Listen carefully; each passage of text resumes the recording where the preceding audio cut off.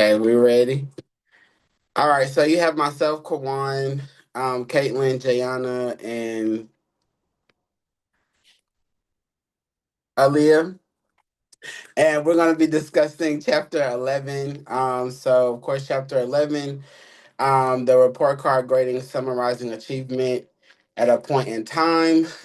Chapter 11 focuses on one of the most critical and often misunderstood aspects of education, which is grading. While assessment is an ongoing process that supports teaching and learning, grading serves a different role. It is the act of summarizing a student's performance into a single symbol, letter, number, or descriptor for the purpose of communication. This chapter challenges traditional assumptions about grading by arguing that the primary and only legitimate purpose of grades is to communicate a student's level of academic achievement clearly and accurately. Historically, grading has been used for multiple purposes, including ranking students, motivating behavior, and rewarding effort. However, these mixed purposes often led to confusion, inconsistency, and misinterpretation of what a grade truly represents. The chapter emphasizes that when grades attempt to serve multiple roles, such as motivation, behavior management, or comparison, they lose their clarity and reliability.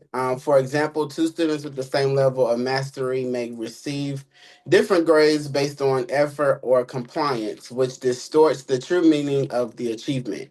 Additionally, Chapter 11 introduces the concept of effective communication and assessment, highlighting key four, and then highlighting that grading should align with clear learning targets and accurately reflect where a student is in their learning progression.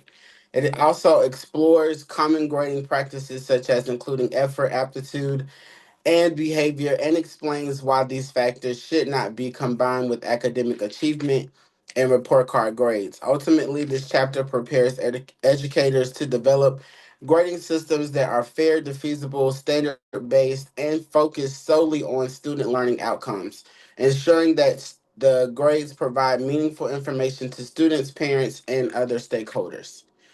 I also have objective one, which objective one is to understand the purpose for the report card grades. The first objective of chapter 11 is to develop a deep understanding of true purpose of report card grades. As its core, grading is defined as the process of condensing a large amount of assessment data into simplified symbol to communicate student learning. However, this objective goes beyond basic definition. It requires educators to critically examine why grades exist and how they should function within an effective educational system. So I have like 5 points that I'm going to speak to concerning this. So number one, grades are used as a communication tool. Grades are indicated to communicate a student's current level of achievement, progress toward learning standards, and readiness for the next level of learning. This means that grades should answer the question, what does the student know and what can they do right now? The second point that I got from it was clarity over multiple purposes. So one of the most important ideas in this objective is that grades must serve one purpose, only communication of achievement. When grades are used for multiple purposes, such as motivation, behavior management, and ranking students, they become distorted and unreliable. For example, a student who works hard but lacks mastery may receive a higher grade. A student who demonstrates mastery but shows low effort may receive a lower grade.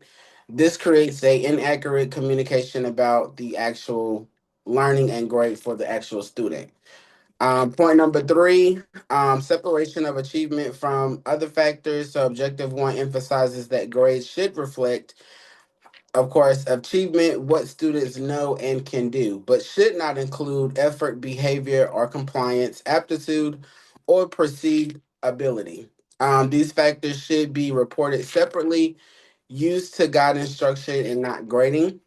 Point number four, alignment with standard based education. So, in modern education systems, grades should align with learning standards, reflect mastery of content, and then support continuous improvement. This ensures that grades are meaningful and actionable. And then the last point, point number five, fairness and defensibility. Understanding the purpose of grades also means ensuring that they are fair. Same performance equals same grade. Accuracy based on only the achievement, and then the defensible part where it can be explained or justified.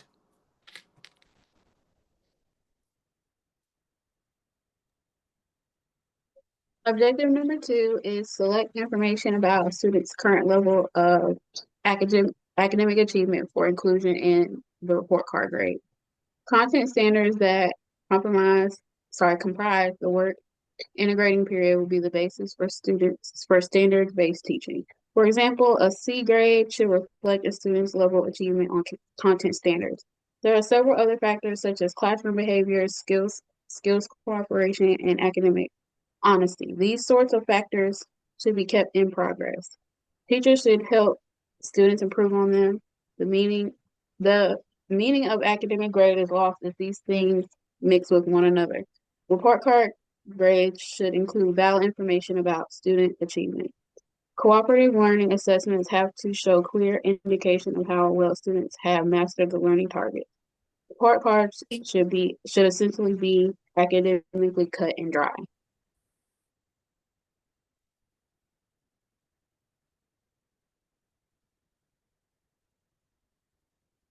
Sorry, I didn't unmute. So I had objective number 3, which was summarizing assessment information. And so knowing that grades are supposed to be communicated based on achievement, it talks about summarizing from back in chapter 9, deciding what information is going to be used summatively and which information will be used formatively, and using two different systems or two different spots in your grade book to record those things to help with record keeping. So, record those things separately, organize the entries based on learning target, keep track of information regarding work habits and social skills separately instead of mixing it in with achievement, and then trying to record achievement by raw score when possible.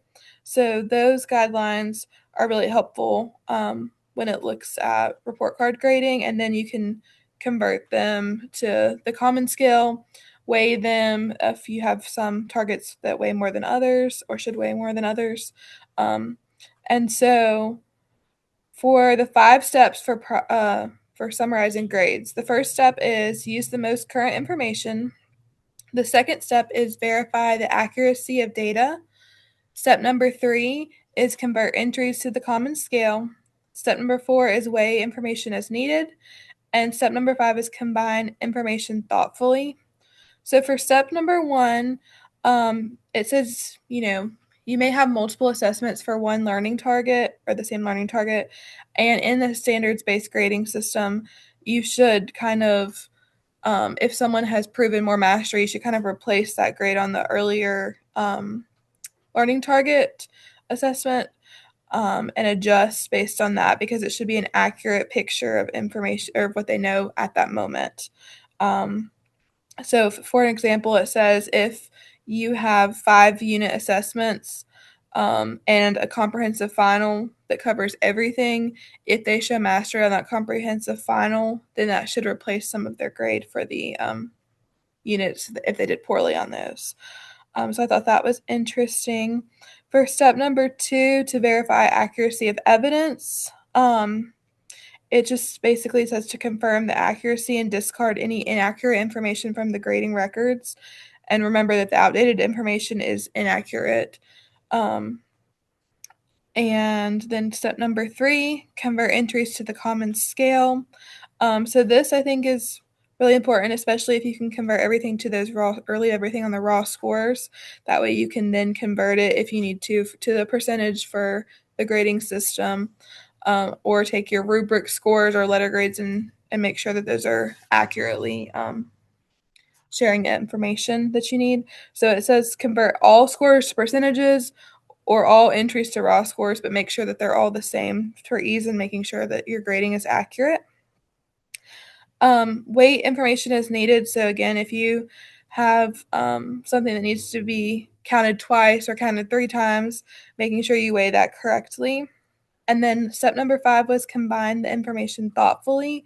And so it talked about the difference between mean and median for putting assessments into a final grade.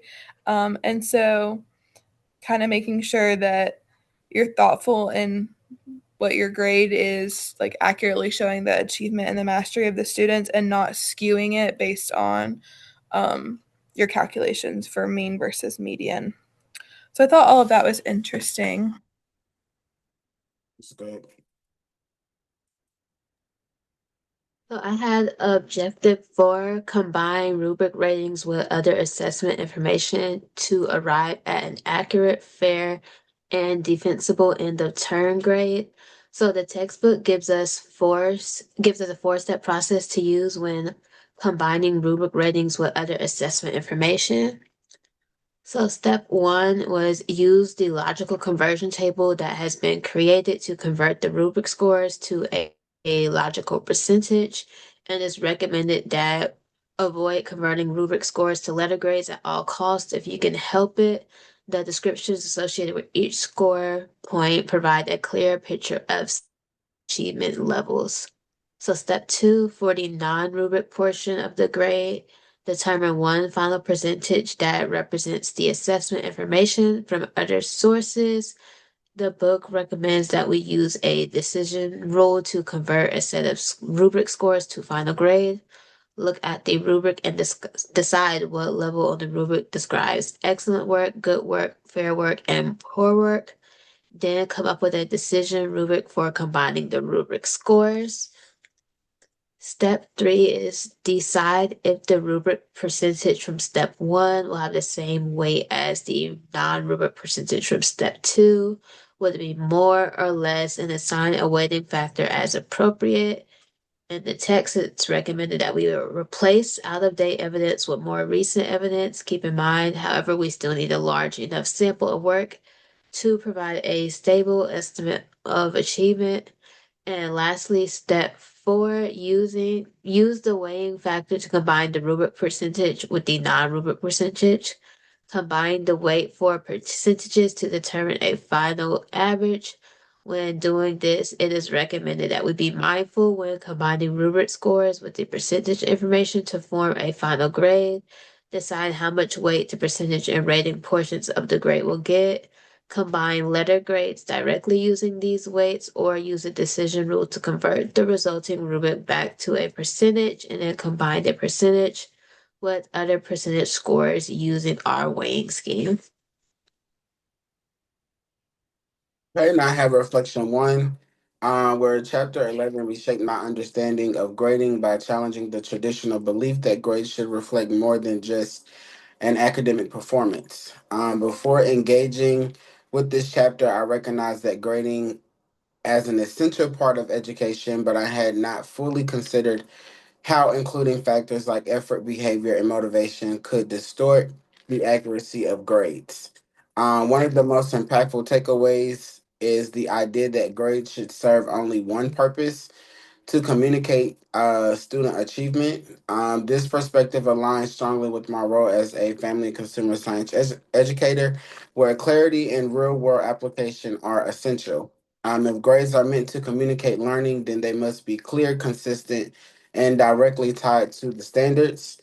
The example discussed in the chapter where two students demonstrated the same level of mastery but received different grades due to effort highlighted a major issue in the grading practice.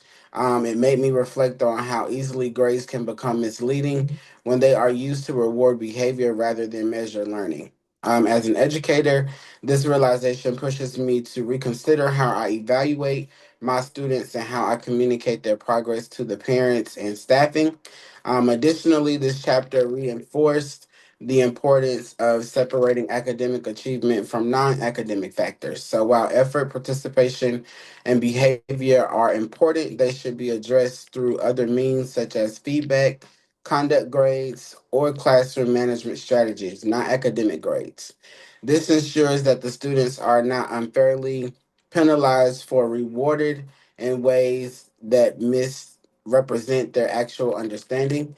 Then in my classroom, especially within CTE and FCS courses, I see an opportunity to apply these principles by using standard based grading practices, providing clear learning targets and success criteria, offering formative assessments that guide learning without impacting final grades, and then communicating achievement separately from effort and behavior.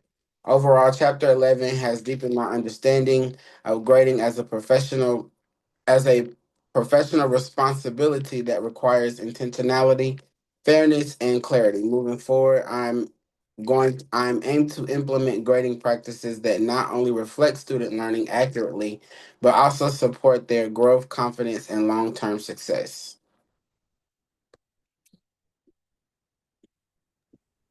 Do you question for the group? Do you take late points off your assignments? Yes. With I exceptions though, with the Yeah. exceptions. So like if it's something like catastrophic where I have kids who like they may be gone for like 2 and 3 weeks at a time, but that's communicated.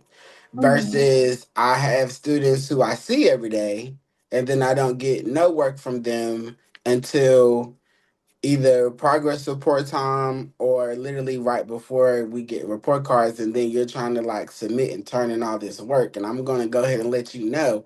Now I'm not gonna be like super like, oh well, I'm taking off 10 points every day that is late, because then at that point, I'm basically not going to be able to give you a grade. However, we're going to start with half, depending on what the pointage is, and then we're going to work our way back up. And then if you turn it in and you still did not fully complete, like whether if it's the questions or whatever, or projects, then I'm going to deduct even more. But it's kind of. But middle school is different. I feel like in high school, and then of course at our level of learning, it's a little bit more strict. But then I feel like in middle school, there's like, for some odd reason, there's a lot of grace given. So like for example, like okay, when we were out for 2 weeks before the new semester started for quarter 3, right? We were out for 2 full weeks. Kids had remote learning. They knew that they had remote learning. They actually had to take their devices home. Um, and then when we got back, I'm pondering, asking questions. Okay, so why y'all didn't do the work? Y'all had a full 2 weeks. Like we're actually getting ready to start curriculum and teach the content area, and y'all have no work from like literally half the class. And I have never ever like maybe a D, but then I was like F's. I was like, I have never given out like a F or a solidified zero. But I have to give y'all this because y'all didn't do the work. Not that the work was hard or complicated or anything. I said based on what in conversation and context of what y'all are saying, y'all just didn't want to do it. So then, our principal was like, well, we're gonna extend it another week. Oh, okay, so y'all get grace again. Okay. Tell them our assignments are gonna be reopened. I'm here if you have any questions or if you need any assistance or help. Mind you, it's already chaotic because with seventh grade, we have them on an alternate schedule.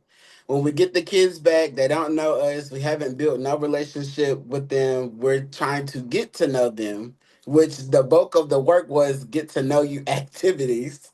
And then we come back, y'all get an extension, right? So y'all already had 2 weeks.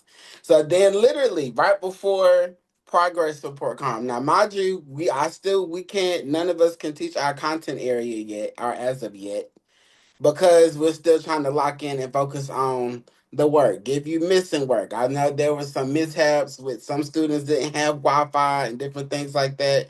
that is perfectly understandable and excusable, sure.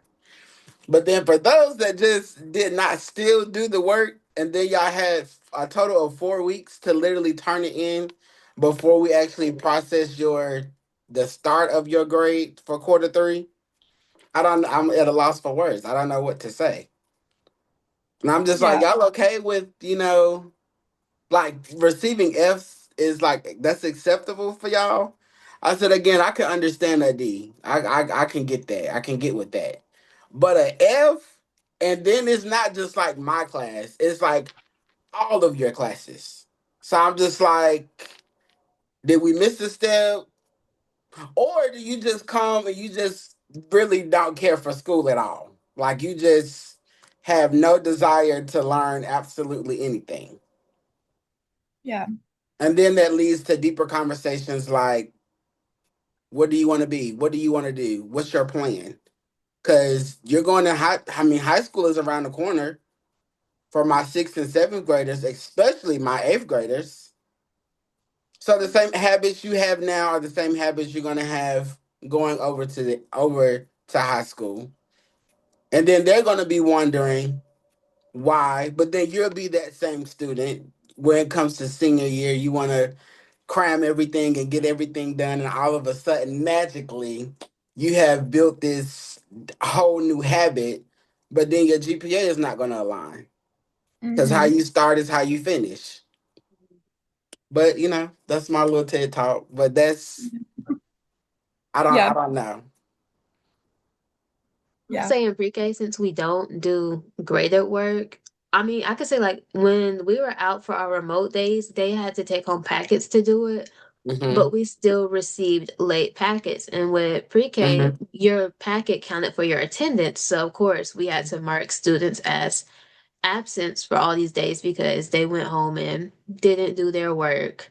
But then I feel like that also goes into a parent accountability thing because Hmm. they're 4 and 5. They know they have work that Hmm. they're supposed to do. But if their parents don't put in the effort to make them sit down and do their work, Hmm. then it starts Mm-hmm. Hmm. affecting them. So yeah, I would say in pre-K, it was still kind of like a points were completely taken off situation, but it was like attendance points. So then my question becomes, and I know for us this is like a big deal. When this happens, and let's just say, okay, you know that you have a student that turned in their assignment late for attendance, but then you may have a parent like question, like, well, so and so may have been here, so why X, Y, and Z? You know what I mean? And Mhm. then like for us, we'll get, which we all got bombarded with emails on, well, why is my child grade X, Y, and Z? And then I go, respectfully, their grade is the way that it is because they didn't do remote work. And then when I start going into details of how long they had and how long assignments, were left open for them to do. And then you have some that say they just didn't feel like doing it. They get, what they got. Mind you, they got 2 extensions coming back right before getting progress reports so that way they don't, alter the grade. But I don't like, do parents do that in pre-K too? Yeah, they still do it. They'll wonder why they're marked absent or question it. And this is we have to tell them. We sent out the dojo messages, we sent out Hmm. our paper flyers, and it's attached to your folder that hey, for your child to be counted absent, I mean present and get those points for being here that day, they have to get the work done. Once we explain it, usually they just stop because they realize it's on them and that was an accountability thing. Interesting.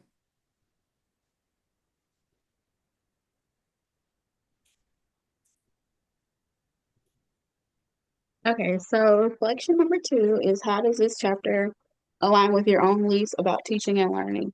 I believe that students' grades have major effects on their lives. I think as teachers, we should strive to be fair and just with our grading. Report cards, I do believe, show a good view of where students are landing academically, but not in totality. This chapter places emphasis on being detailed in creating our assessments and grading guidelines, which I do feel is important in making sure we don't use ill-informed grading practices. So grading as a new teacher can be intimidating, especially if you have a high caseload or a large number of students.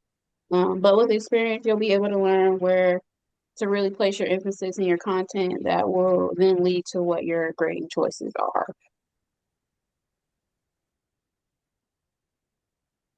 Yeah, I think it's hard because like I read this and I'm like, yes, grades should be their achievement.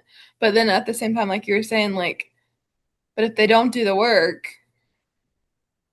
and that's what I was using as evidence for their grade, it's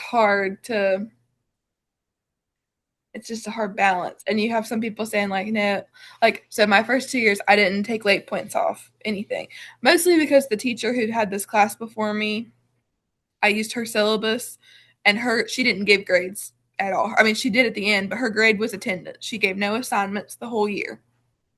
And I was like, oh, I'm a beginning teacher. I can't do that. Like, I'm going to have to put grades in. Right, She right. had taught 30 Yeah. years and they just let her do what she was going to do. Um, so I didn't have anything to go off of. And then last year, I was making my copies over. I just forgot to add it. So this year, I added it, and it has helped get the work in for sure. But then I'm like struggling with like, okay, but is that going against like what this chapter is saying too? So I don't know. I'm still thinking in my head about it too, and And trying to then do that.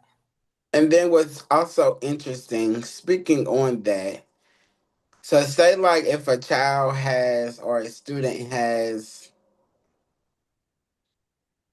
a 23, like they have rightfully earned a 23, right? Mm-hmm. Within the North Carolina standard, you have to give them a 55. Mm-hmm. And then I still be like, hmm. Mm-hmm. So when it's report card time, so this is like my most, my most, where I have literally had to give out literal Fs. Not rounded up to a 60, none of that. Just I had to flat out give out a whole lot of Fs. And I just be like, at what point, I guess, will the parents be held accountable? Because that is a big part. So like you have some parents who are like actively communicating even if their child gets like an 80. Why does my child have a C in your class and not an A? And then I just be like, I mean, that's what they are. I Mm-hmm. can't really give no explanation on that other than that's what they literally earned. Mm-hmm. Again, the work is not hard, but if you're not literally following the rubric, that's your points are going to be deducted. I know in Yeah. core they have to do like weighted and all that. We don't have to do that, thankfully, because I feel like that would jack up the grade even more. Mm-hmm. But yes, it's interesting. It's very Yeah, interesting. I think so too. Okay, I had reflection 3, which is what strategy or idea from this chapter would you feel most confident implementing and why? And so I think just knowing like that the grade is supposed to show their mastery, which sometimes I think that even when I'm like sitting here mentally struggling with like, is this taking away from their grade or is not showing achievement? A lot of times I think it evens out. Like the people who have a grade, like who turn their work in on time, just they have achieved more. They have achieved more learning targets, and the ones who haven't is like how I'm in my head justifying it. So I think just kind of focusing on that, and then we also I think elementary school always had to do this to my understanding, but we have to put behavior conduct comments on report cards now, which we did not have to do in my first year. And so for high school, I mean, it's pretty like much not really even like valid because like it's like behavior satisfactory. Okay, well, unless something major has gone wrong, everyone's getting that. But I think if there's a way like to communicate those other skills that we're trying to teach them, like time management and like good behavior, trying to find a way to still show that but not have it be part of their academic grade, I think is something that I would like to figure out for my class. Hmm. Okay, so I had critical reflection 4. What part of this chapter makes you feel uncertain, nervous, or hesitant about applying in practice? And I said honestly, converting rubric rating averages to logical grade conversions and logical percentage conversions. Because it makes me nervous about doing this in the future because I want to ensure that I'm converting them accurately and fairly, and my students are getting a score that reflects their work. And another thing that makes me nervous or hesitant is the fact that the book solely suggested really going off of academics and the work they completed. I feel like sometimes a lot more goes into grades like behavior, effort, time, and commitment. And I use the example, for instance, let's say like in a FCS classroom, that they're on the cooking assignment and they do all the steps right and they burn it at the last minute. Like, should they get failed because they technically burnt it and the assignment wasn't completed? Or should we look at all the steps that was completed up to then? So that was really what made me nervous, a little hesitant about really slowly grading off of academics and doing the conversions. Um, to when you get into it as a suggestion, Hmm. especially with the example that you mentioned, you would do like leading up to, but don't wait. Like if they cook it and they accidentally burnt it, stuff happens. I remember for mine, we were making quesadillas, and the quesadilla it was finished. It was nice, pretty, all that.